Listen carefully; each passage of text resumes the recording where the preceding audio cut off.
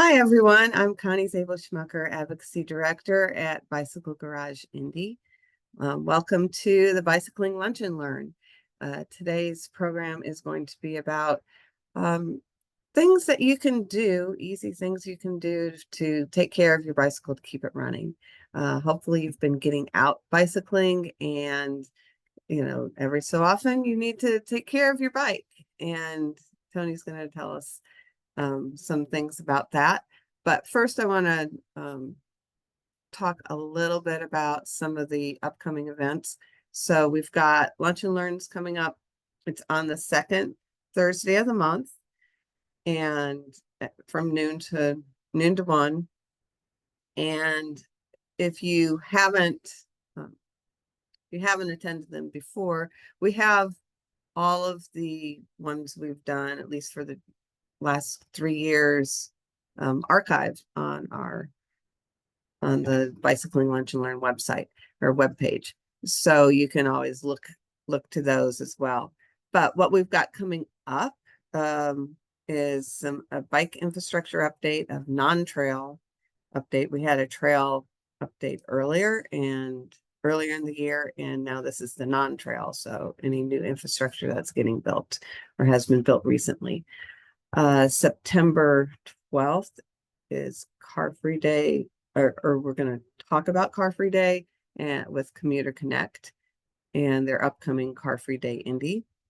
And then in October, we'll talk about bicycling in the cold and dark, because at that point it will be colder than it is now, and darker than it is now.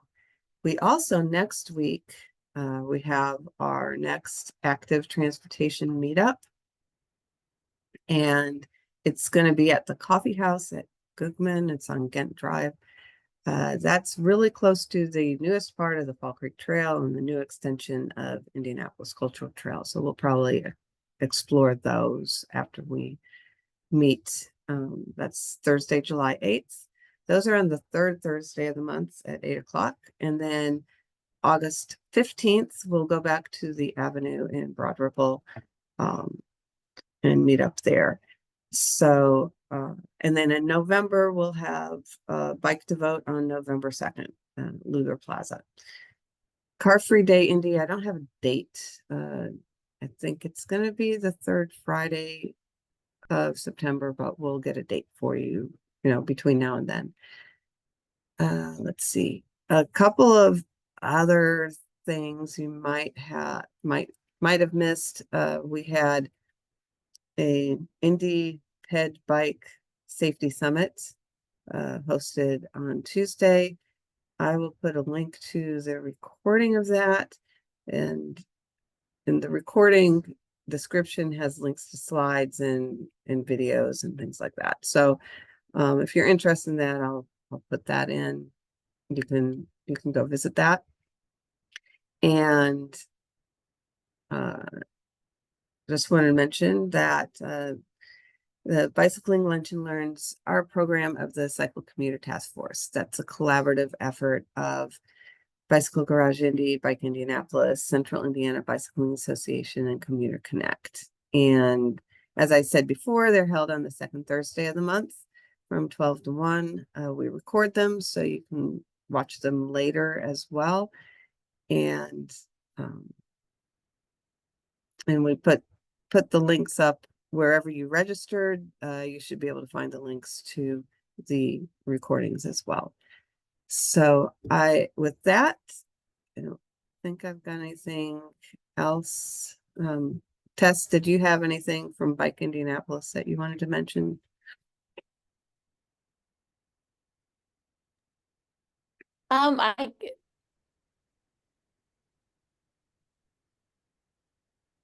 I don't know. Can you hear me? Now we can. Great. Sorry about that.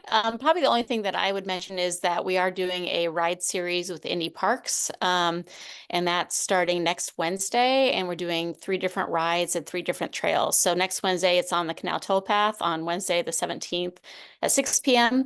And then the following month is on Wednesday. I don't have the date off the top of my head, but that'll be at Riverside. And then the third one's in September 4th on Pogues Run. And you can get on Indy Park's website and check that out. And registration is required, but it'll be a fun, casual roll through those different trails. Great. And then also a big event is coming up this coming weekend, the Momentum Indy or Indy Momentum. And I know that there's bike parking, so you can bike down there and see all the races Friday night and Saturday. So that's also happening this weekend. It's a big festival downtown. I think that's all I've got at this point. So I'm going to turn this over to Tony. Anthony Cherolis is one of our mechanics at Bicycle Garage Indy, and he's going to inform us on what we should be doing with our bikes. And I probably need to hear this on it because I do not take care of my bike. I ride it all the time, and I neglect it all the time. So I will turn this over to Tony. Thank you. Hello, hello. Welcome, everybody. I am going to share my screen here and bring up some slides. And I'm going to do that.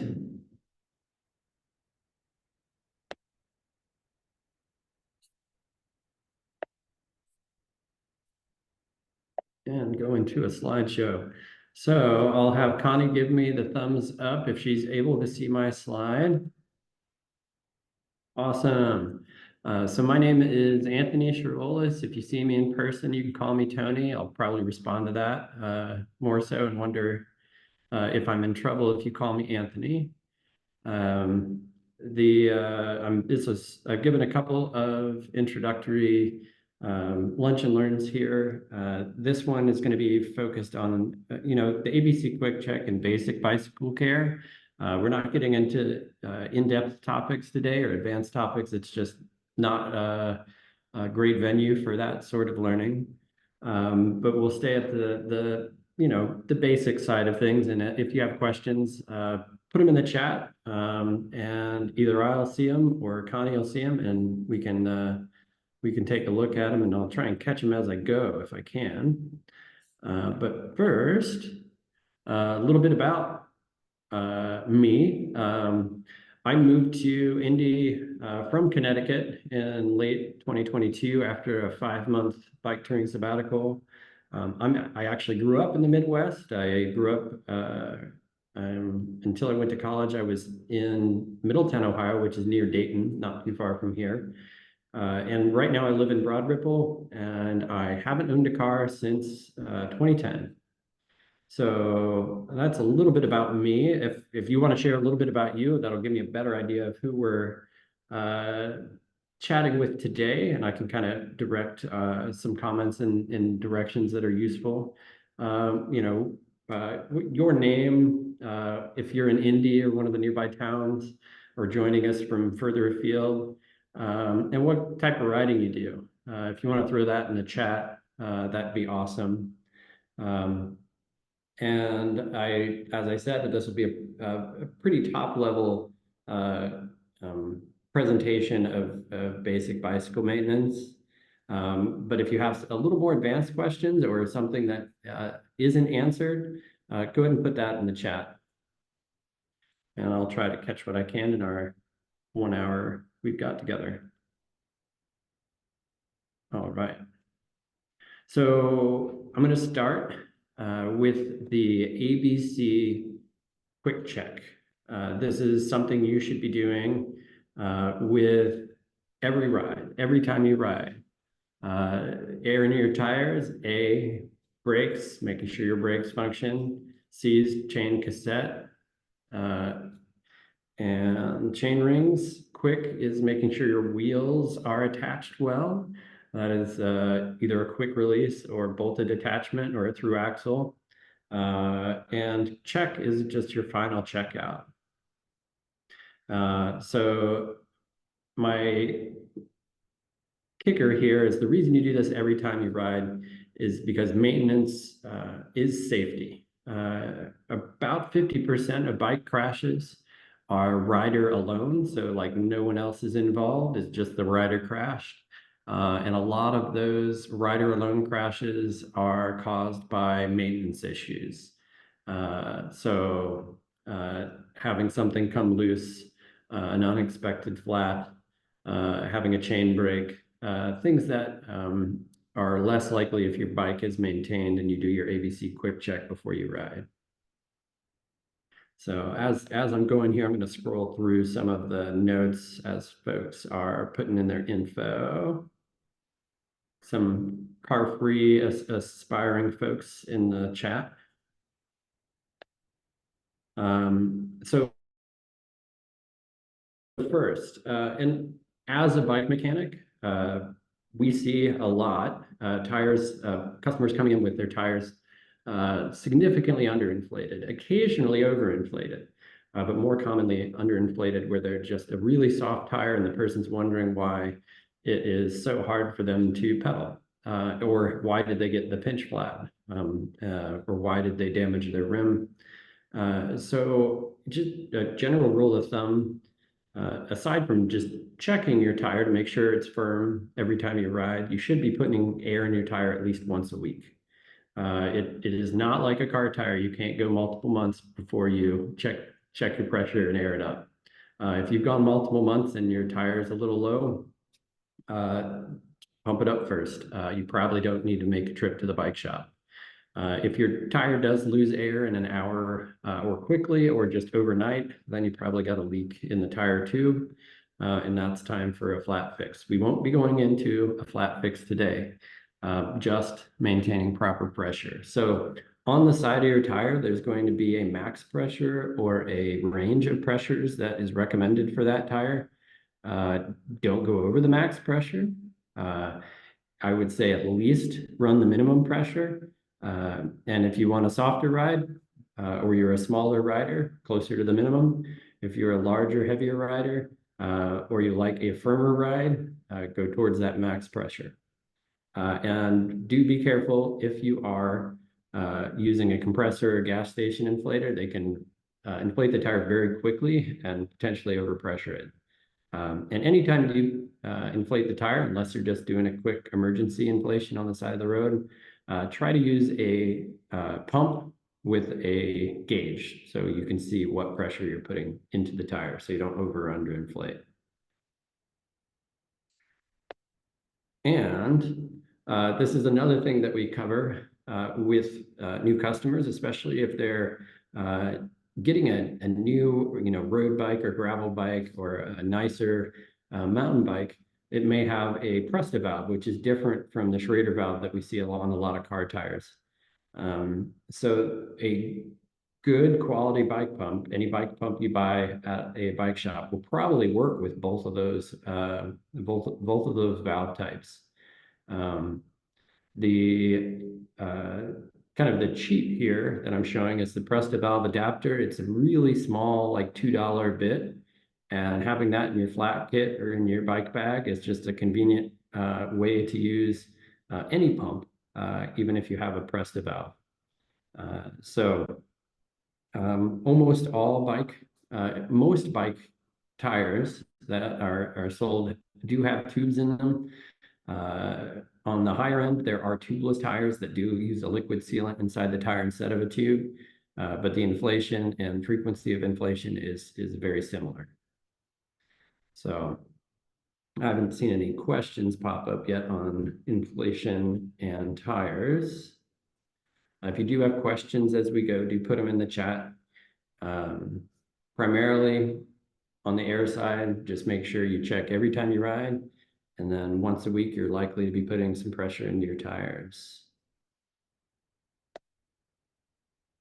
Brakes. So the B of the ABC quick check is just squeezing the brakes. So if you only have a maximum, I see a question in the chat.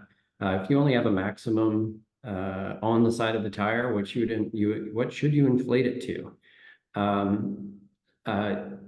There are calculators online where you can, based on your weight and type of tire, it'll recommend you know, the recommended pressure for riding, but it's somewhat an issue of comfort.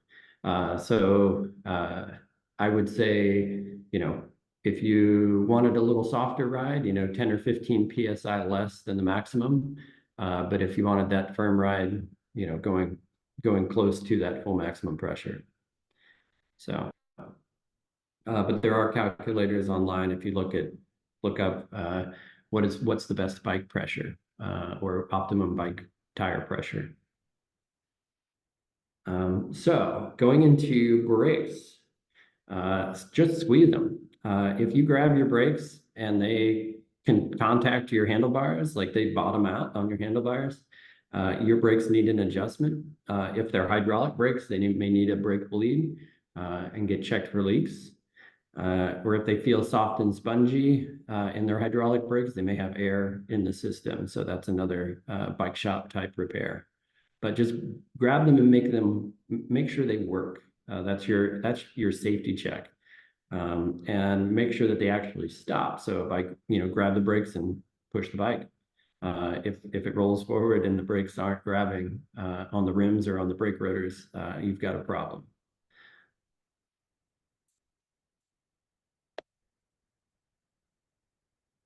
All right. And for your chain, how often should you lube your chain? Depends on how you ride. If you're a dry weather rider or occasional rider that's not out in the rainstorms or in the puddles, you know, lubricating your chain once a month is going to be more than enough. And while if you're a person who rides in all weather or every day, including rainstorms and wet weather, you're going to be lubricating your chain, you know, closer to once a week. And then after big storms, you're out there, you know, for an hour or two riding in a rainstorm, your chain's going to lose a lot of lubrication and be very dry and prone to rust. That would be a good time to lubricate is right after the storm and then wipe it down. So I've got a note here to ask your bike shop for chain lube recommendations, but I'm also going to talk a little bit about the two general types of chain lubricant so that you have some vocabulary if you're new to this. Jorge's got what product do you recommend for lubrication? That's what I'm going to get into now. It depends. It depends on your type of riding and what you find important. If you like a quiet ride, if you like lubricant that stays on and needs less application, a wet lubricant, an oil-based lubricant is going to be a better fit for you. If you are interested in a clean-looking chain, one that doesn't make the black marks on your calf, and a longer-lasting chain, you would go with a dry lubricant, which is wax-based lube that's suspended in a solvent that evaporates after you apply it. The drawback of a dry lube is that it often needs more frequent application. And it's a little bit noisier of a chain. So you'll hear your chain more with the dry lube typically. The wet lube does pick up a bit more grit and dirt, and that is what causes the chain to wear at the pivot points. So wet lube stays on better, a little quieter, but it does cause the chain to be dirtier and have more wear. So these are the probably two most popular lubes that we sell at our shop. One being a basic wet lube, and then the other being a dry lube. And as I mentioned, the frequency of lubrication depends on what kind of weather conditions you're riding in and how much you're riding. If the chain starts talking to you, like you hear squeaking, or the chain gets noisy, that's it telling you that you need to put some more lubricant on the chain. Well, the two brands that I had, I've got a question in the chat. We've got the Phil's BioLube, which is a biodegradable oil lube. That's a wet lube. And that one is a good consistency for chain and general lubrication on a bike. And then the Rock and Roll Gold, is the dry lube that I personally use on most of my bikes. But I don't mind the more frequent application needed for the dry lube. There are more expensive and more work intensive chain applications for like waxing a chain and hot wax, which overcomes some of the frequency of application issue you have with a liquid dry lube. But I'm not getting into it too much here. If you want to talk more about a wax dip type lube, our BGI North store is a great resource for that. They've got some options. In, so I see from Roy mentioning the Silka hot wax and the Silka drip. So that is a longer lasting dry lube option. So I know our BGI North store does that and has the supplies as well. I haven't committed to that one yet.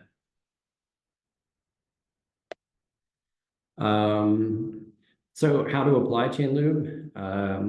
Either a wet or a dry lube, you're going to drip it down the center of the chain on the rollers, which are the little pins between the chain plates, and spin it backwards once or twice while you're dripping down the center, and then wiping off the excess. Less is more. So you don't want a lot of lubricant remaining on the chain after you've applied it, especially on the outside where it's not doing anything that useful. Some dry lubes recommend applying the lubricant, letting it dry, and then wipe it down. So put it on in the evening, wipe it off in the morning before you take off. But less is more, and wipe it down after you've applied it.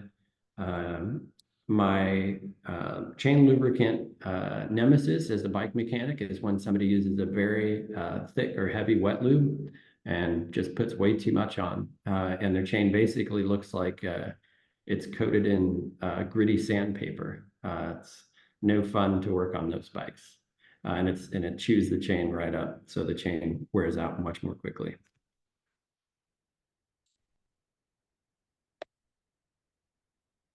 All right, so we're moving on from chain, the C to the quick of ABC Quick Check. One of the things I make sure to mention here is that quick release levers are very important to secure correctly. We often will see at the shop somebody that takes off a front wheel and to transport the bike, and then when they put the front wheel back on, they just kind of screw the quick release down rather than use the lever correctly.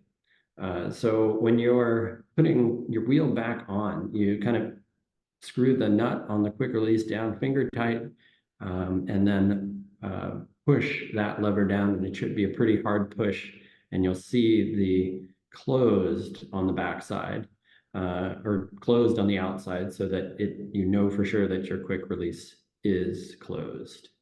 And this is something that if you're not quite sure, ask a bike riding friend or at your bike shop for how to do this, and they will definitely show you. It's something we do all the time. And if you see the open when you're looking at the outside on your quick release lever, it is not safe. You need to have that secured correctly.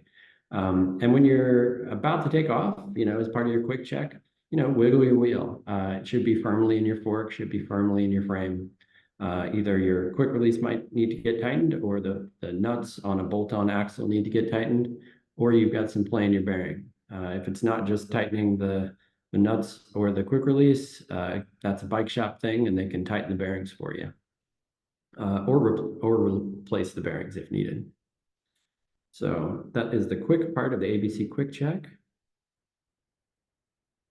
And I didn't go into details there on bolt-on or through axles, but just making sure that they're tightened, and some of those do have a torque spec on them, especially for the through axles. I wanted to get into a detailed item here because we do see it at the shop where somebody transports a bike with hydraulic disc brakes with the front wheel off. And when you do that, you'll need to put a clean spacer between the brake pads on a hydraulic brake. If you do squeeze the brake levers with the disc rotor out, side of the caliper, those brake pads will push together, and you will have a sad day because they will not just retract, and you may leak fluid that contaminates the pads in the rotor. So if you do not have a spacer or you're not sure how to do this, it's another thing to ask a bike shop for a demonstration, and they definitely have spacers. We've got a whole bag of spacers at the BGI downtown. I know we do at our other shops as well.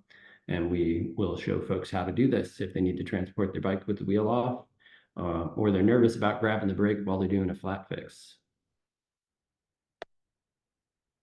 And Roy's got a note in here that the tread on your bike tire is directional. That is true. So if you do take the front wheel off for any reason, you can check your tread direction to make sure you put that front wheel on the correct way. And Marco's got a fun cheat. He says, you know, a multi-folded piece of paper or a folded up business card can work as a spacer in a pinch. If you don't have that plastic spacer that clips in, you can jam a piece of clean cardboard or a folded up business card in there. Just make sure it's clean. You don't want to contaminate the surfaces of the brake pads with oil. Even finger oils are contaminants for disc brakes. All right. The check as part of your quick check, ABC quick check, is just your final test ride. Before you pop out into traffic or zoom onto the rail trail or get into the group ride, do a quick spin around the parking lot, bounce the bike, see if anything sounds loose. You're gonna notice if you've got a load or a bag, if something's not clipped down correctly. It's better to find this stuff out before you're actually doing things that require you to be safe. So being out in traffic with a brake that doesn't function or a chain that's not on, it's better to figure that out in the parking lot or on the trail side before you get into riding. And I'm just going to give us a second here. If anybody had any questions about those basic maintenance items, this would be a good time. If there's something a little more advanced or I'm not sure how to, you can put that in there now. Flat kit. That's a great lead into the next thing I'm going to talk about, which is upcoming things. So we have flat fix clinics at all 3 BGI locations. Things that you would typically have in a flat kit would be a spare tube. If you're long distance traveling, maybe 2 spare tubes,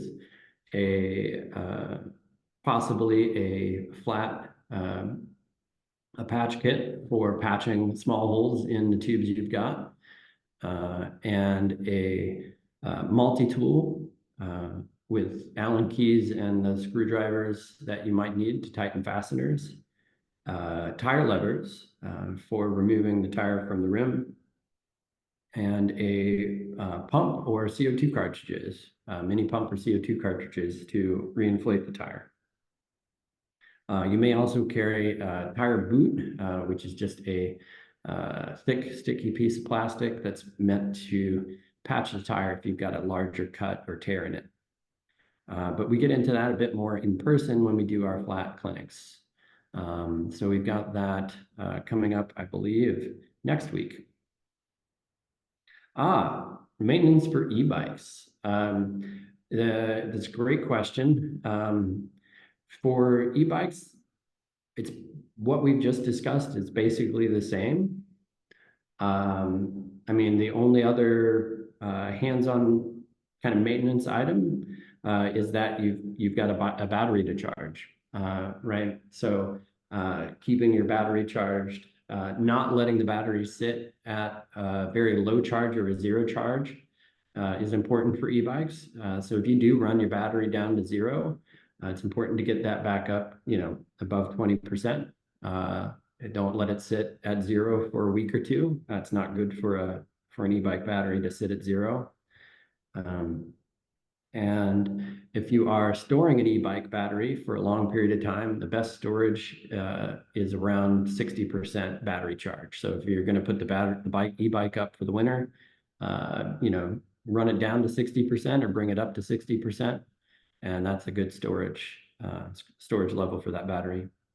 The other item for e-bike batteries is if you have a removable battery, or you can bring your bike inside to a climate controlled area, don't leave it out in the sun on extremely hot days, and don't store it in a garage that gets extremely hot.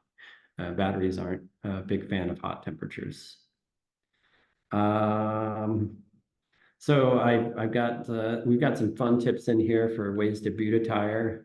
Connie's talking about carrying Tyvek, a piece of Tyvek fabric. Marco mentioned that like currency, dollar bills, single's a good one in case you forget it.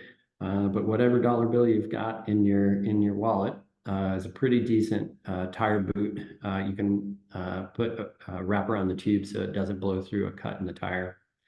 And he's also mentioning spare valve cores. Some folks will carry those. If they do break a valve core, it's another small bit that is easy to carry in a flat fix kit, as well as a quick release chain link is a nice one to carry in case you snap a chain. Yeah, we can get into lots more technical stuff, but not in today's meeting too much. Any other questions before I go into like upcoming stuff?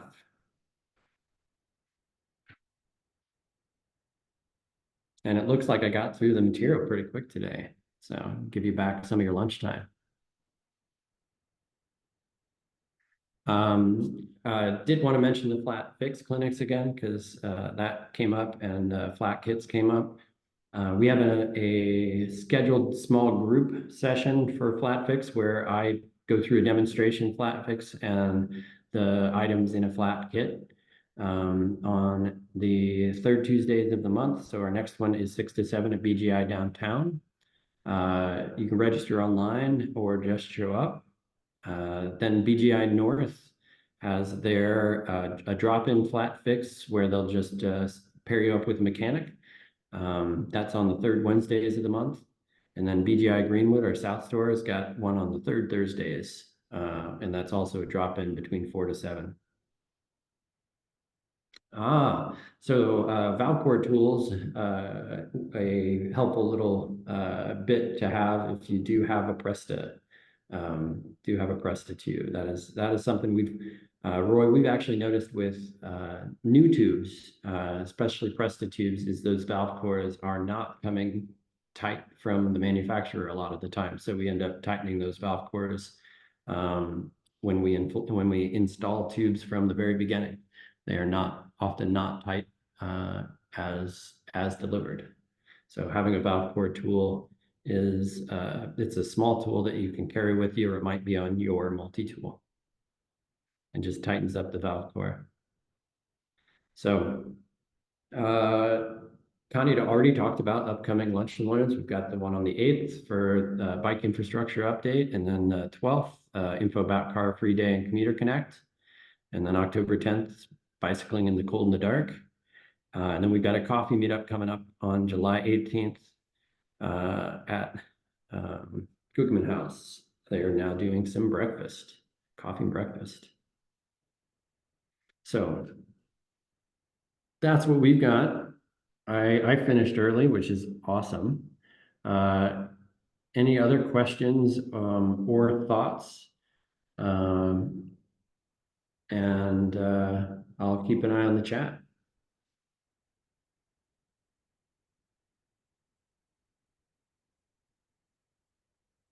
Okay, I'm not seeing any new stuff popping up in the chat. If you are looking for like in-person one-on-one mechanic lessons, I'm able to do that at our BGI downtown location. We just have to schedule it, and we just do it on an hourly rate basis. And we can pick some topics. So if anybody does want to do, one-on-one or small group repair lessons, they can work with me and we can schedule those. Those are a lot more informative when we do it hands-on. Maintenance issues for tandems. That's a good one. So I'm assuming it's a tandem that doesn't have quick connect, so it's a solid frame tandem. Connie has a tandem rider. So if you do have quick connects, like it's a coupled frame, just making sure that those couplings are tight. If there's something that hand tightens, is important before your rides. It's particularly important to maintain air pressure in the tires on a tandem. You've got two riders' weight that you're carrying along with whatever gear. So make sure that you have appropriate tire pressure for a tandem and towards the upper end of the tire's capability. So near the maximum pressure. And aside from that, they're just, I would say all the others basics apply. Now both chains, you've got your kind of timing chain between the two cranks and then the drive chain. The timing chain is going to probably wear a little less quickly because it doesn't have the angular stresses that the drive chain has. It's in a straight line and doesn't have those side loads. It's a little less important to have a perfectly an unworn timing chain as well, because its tension is maintained between those two crank positions. So it can tolerate a bit more wear than the drive chain. So you can replace them both at the same time, but your drive chain is going to wear more quickly, typically, because they're both going to get the same environmental exposure. But the drive chain gets more wear from being put in angles between when you're shifting between gears in the back. The one thing I didn't mention in maintenance here was washing a bike. I do not high pressure wash. Do not spray like high pressure or high speed water on your bike. It is not great to force water into your frame or your bearings. So it is better to, brush dirt off your bike, wipe it down with a damp rag, low pressure spray. Don't put the hose on high speed jet and blast water off your bike. That's going to push water into bearings and grit into bearings and make things wear more quickly. Yep. Similar to e-bikes, e-bikes also can wear certain maintenance wear and tear items a bit more quickly. They're heavier weight, higher powered. Tandems do have higher wear rates on tires, and also the cables are more finicky because they're long, and you have to make sure you don't have any drag in the system so that the shifting works well. So that's all I've got for today. And I'll wrap up. You guys, thanks for joining. And we'll see you out at Momentum. I know I'm going to be there for valet bike parking after my work shift on Saturday. See you guys later. I'll let Connie wrap it up. Great. Thanks everyone for coming. As I said before, the recording of this will be out on the Lunch and Learn webpage, so you can watch it or share it with other people. And we'll see you next month. Have a great day. Bye.